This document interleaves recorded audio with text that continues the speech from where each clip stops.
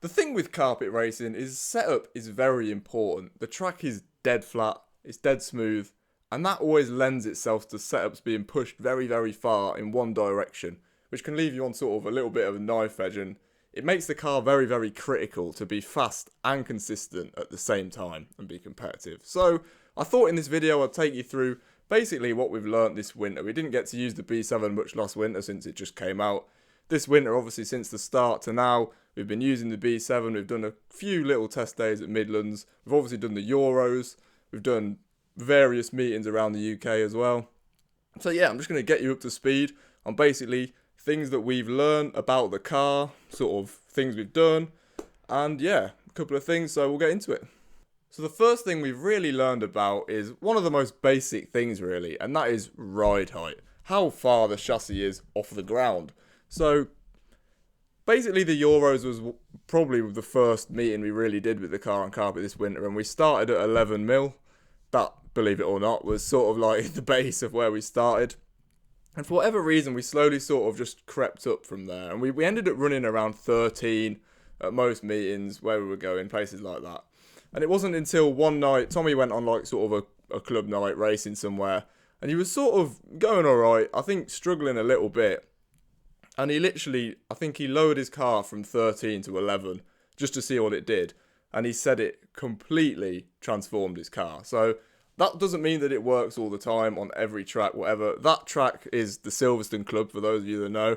Very grippy, a lot of steering, sort of quite edgy surface. So it does make sense that it worked there. But it's just one of those things to keep in mind. You don't be too scared of going lower and lower on the ride height. So what we found with 11 was that basically it just made the car corner a lot more consistently, especially in sort of higher speed corners. It makes the car slightly worse on the features potentially, sort of like jumps, little hops, things like that. It could hurt. And we do sort of think that when you lower the ride height, you seem to lose a little bit of steering as well for some reason, a bit of front end. So if you are lacking front end, you probably want to raise it up again. The way we sort of found that out is after Tommy did that meeting, we went on an evening at Midlands, Midlands Raceway again for those of you that know, which is a very sort of small EOS carpet track. And we messed again with the ride height there. Went like 13, 11, the other way around, 13, 11. And yeah, that's mainly what we found. Like the 13, the car was obviously very much more active, and it seemed like it really steered more in the corners. But with the 11 mil, you can really feel in the longer corners that the car's just very stable. Doesn't have as much steering, but it's very consistent and stable. There's no diving and like weird hooking and things. And again, the 13 is better on the features. The other slightly weird thing that we tried is we tried raking or angling the car in either direction. So we tried 13 at the rear, 11 at the front, 13 at the front, 11 at the rear. And actually the best thing that we tried was 13 front, 11 rear. For whatever reason, that meant that the car seemed to maintain the steering in the corners, but also had some of the stability benefits as well, which is the opposite way you'd think. Usually you'd think if you pitched down at the front and up at the back, you would gain steering. But for whatever reason, when we went backwards, we sort of maintained the extra steering, but the car was more stable. So actually the last few meetings, I think we've been running sort of 12 front, 11 rear, something like that, which again, it sounds weird having the front higher than the rear, but it just shows again, there's nothing that is sort of not allowed with RC setup. If it works, it works. The next thing on the list is the shock position, specifically on the arms. So you've got the 3 holes on the front and rear arms where you can run your shocks. Initially, we were always running the shocks out. Now, we've kind of gone between outer holes and middle holes on the wishbones, front and rear. We've usually kept them together at the same time. And what we find is when we're outer holes on the arms, the car's sort of, it feels very stable in long sweeping corners, things like that. It doesn't feel like it wants to dive, do anything weird. But when you get to sort of a jump or a little hop, something like that, the car doesn't seem to handle those as well with the shocks out like that. I think that's got something to do with the piston speed. When the shocks are further out on the arm, the piston is moving faster through the body, and that can just cause problems when the shock has to move quickly, and it destabilizes the car at those times. So we have found in the end we've managed to, from the rest of the setup, which obviously I'll talk about, we've managed to get the stability needed while still running the shocks on the middle hole. So running the shocks on the middle hole, that makes the car good on the jumps, on the flat landings, things like that. Makes it easy in those sections. And then we've managed to get the same cornering stability that we had on the outer holes, like from the rest of the car. I think because the rest of our car was maybe a little bit off, we were sort of compensating for that by running the shocks all the way out to sort of prop it up in a way. So yeah, I think the middle holes for us have been the way to go. The next thing is sort of changes to the front ends. So KPI, caster, trail, roll center, things like that. We've sort of messed around with a few combinations of those and found certain things that work. So the Americans done some testing before the Florida Carpet Champs, so Spencer and Kurt did some testing, and they obviously changed the car, and they had quite a different front end setup to what we had been running. So previously, we were never really a fan of the higher KPI. We always went for the lower end, 1 KPI, especially sort of at the Euros meetings earlier on this winter. That's what we were running. The reason we struggled with the higher KPI is it felt like it turned too much in the mid and exit of the corner. It could feel like you'd be going around the corner, then all of a sudden the car would sort of dive in and just turn too much. And that was a bit of an inconsistent feeling for us that we didn't like. But what we've now managed to do is keep the KPI, so run 2 or 3 KPI, especially on smaller tracks this is for, but then adjust other things on the front end in order to reduce that hooking feeling. So what things are going to give that feeling other than KPI? So the first one is caster. So we always used to run quite a high level of caster, plus 2.5 on the inside, something like that, plus 2.5, plus 5 in the hub. So what we've done is reduce that caster right down to minus 2.5 in the hub, and then plus 2.5, 0 on the kick up, something like that. And what that's done is reduce that hook effect in the mid to exit of the corner. Other things that have also done that are running 3 trail instead of 4. You can achieve that if you buy the adjustable KPI set. You can run the 3 trailing hubs. That also helps the car sort of turn more into the corner, less out of the corner. And also we've adjusted the roll center, so we're running the hubs high, and we've got the camber link with 0 spaces on the inside and 3 spaces on the outside. So that's angling the camber link down. And both of those 2 changes stop the front end going down as much in the corner. The front's going to stay at a sort of higher height in the corner. It isn't going to collapse in as much in the mid and exit of the corner. So when you add those things together, then you can run the 2 or 3 KPI on the smaller tracks. What we found with that is we used to have a feeling where you would sort of go into the corner and it felt like in the middle of the corner, you'd get a lot of turn in, and then you would sort of lose steering in the mid corner, and then it would sort of come back on the exit again. But it feels like with this setup, with the higher KPI, lower caster, higher roll center, it feels like you get a more consistent level of steering through the whole corner. You can turn in, you keep the mid corner steering all the way through to the exit. You've not got to try and force the car through the middle of the corner. The only caveat to this is when we're on a really high speed track with fast sweeping corners again, we still are sort of preferring the lower end of the KPI. When we're on a tight track and lower grip track, it feels like the KPI is good, so 2 or 3. But yeah, once again, if you're on a super fast track with like just sweeping corners everywhere, we've still sort of been preferring the more lower KPI, just because it just gives the front end stability when you're in a longer corner that you know you're not going to sort of gain steering when you're not really expecting it. So that's what I've found with the front end changes there. That seems like a good thing. And yeah, again, what I was saying with the shock positions, having this roll center in those positions, having the hubs high, having this caster, that feels like having the shocks in the middle hole is now a stable option with that set. Whereas before, it kind of felt like we had to run the outside, otherwise the front would be diving down, things like that. So yeah, again, it's just when it all comes together, it feels like we're really getting somewhere with the car. Moving to the rear end, let's talk about the diff. So The diff on carpet is very, very important. It's sort of a tuning aid that you really change a lot through the day and from track to track in order to get the car as fast as possible, but also try and keep it easy to drive.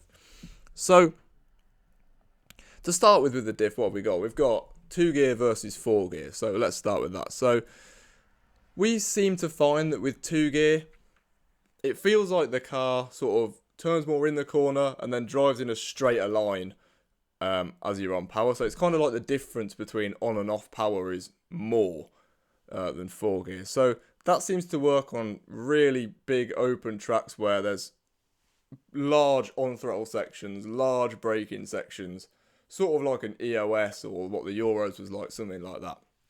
For the tracks in the UK, we've generally been preferring 4 gear because it kind of just feels for some reason like the difference between on and off power is less.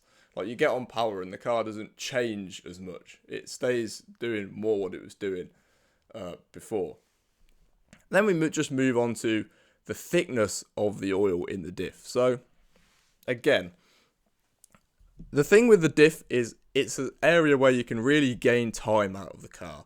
If you can run a thicker diff and it's a track and scenario that requires it, you can gain a lot of time. So for example, the Euros, there was lots of sections of heavy throttle for a while, heavy braking for a while. So it's those sections where you really need to go from almost a standstill to almost full speed.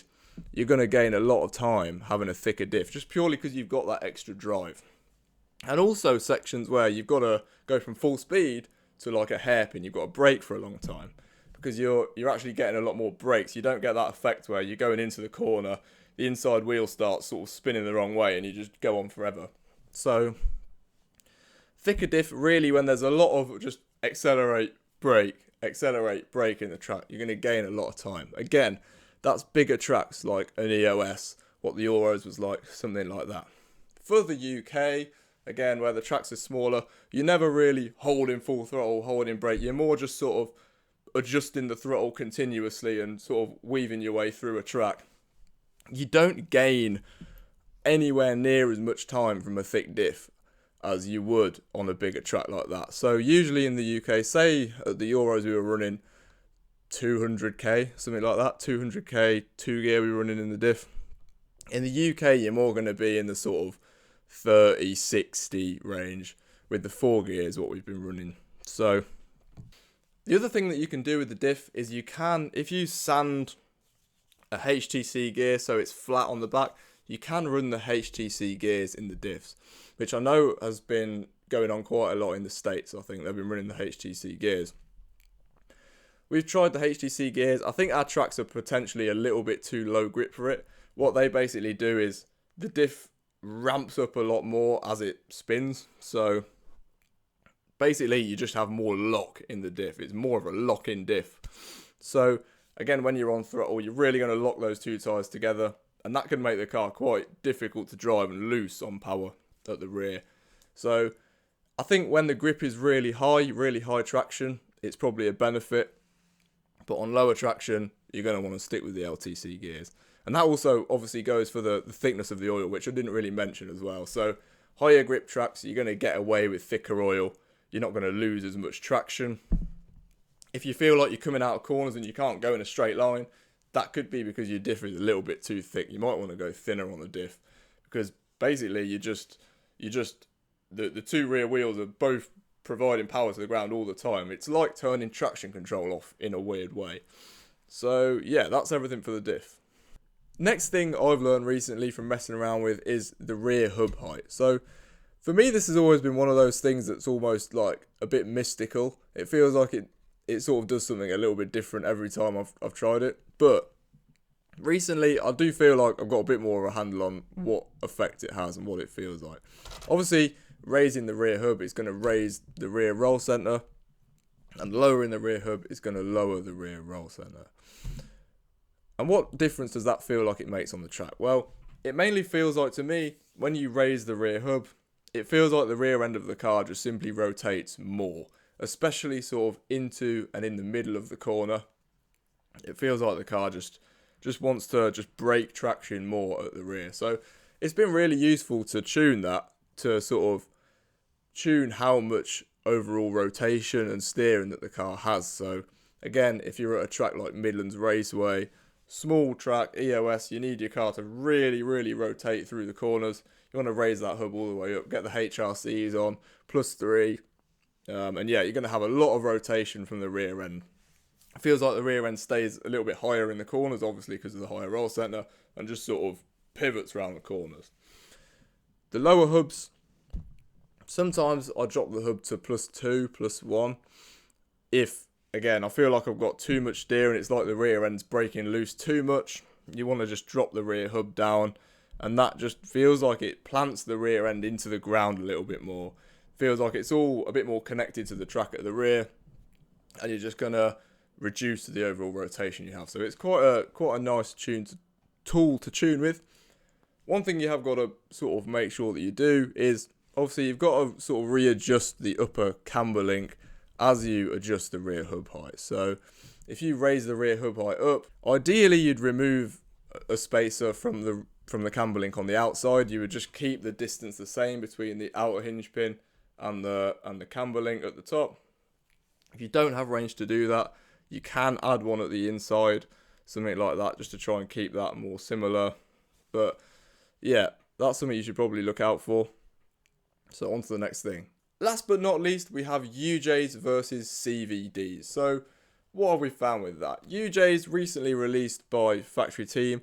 What's the reason for those? Well, UJs, they don't lock up as much when they're under power. They don't want to straighten up as much as a CVD does. And what that basically does is when you're on throttle, the rear end of the car is softer because the drive shafts aren't trying to straighten out and become stiff and flatten out the rear end of the car. On the track, that's going to feel like your car is basically more fluid. The difference between on and off power won't feel as big. It'll feel like you get on power in the middle of the corner and not as many things will change. Your car won't sort of stand up and want to like drive off as much. It'll just sort of stay doing what it was doing a little bit more. So UJs, they generally feel like they rotate a little bit more just because it allows the rear end to roll over and rotate. And then, as I said, when you get on throttle, it's not going to stand up and try and drive as much. Generally, we found that to be a positive effect for sort of the reasons I've just mentioned. Generally, for the more consistency and sort of easier to drive feeling. There have been some occasions where it's felt like you're trying to sort of square up the car. You want to come out of a corner, square up and drive, and it's kind of felt like the UJs are a little bit soft and wallowy and just don't want to straighten up. But generally, we've found a better way around that than going to the CVDs. It's to stiffen rear spring, rear anti-roll bar, something like that. So generally, we have preferred the UJs. There have been times where we've thought that the CVDs were better, but maybe that was just a setup thing and we've not got the setup quite dialed into the UJs yet. But yeah, that is the difference between the CVDs and the UJs. So that's everything. I hope that list has helped you. It's basically everything I've been thinking about for the last few months, everything I've been messing with, and what, well, me and Tommy have found out recently from messing with the car. So yeah, hopefully that has been useful for you. Like and subscribe, and hopefully we will be back sooner than 3 or 4 months. Comment and tell us that we're lazy for not posting any videos, and maybe we'll try and post some more videos. So yeah, we need to get on it. But hopefully you've enjoyed the video, and we will see you in the next one.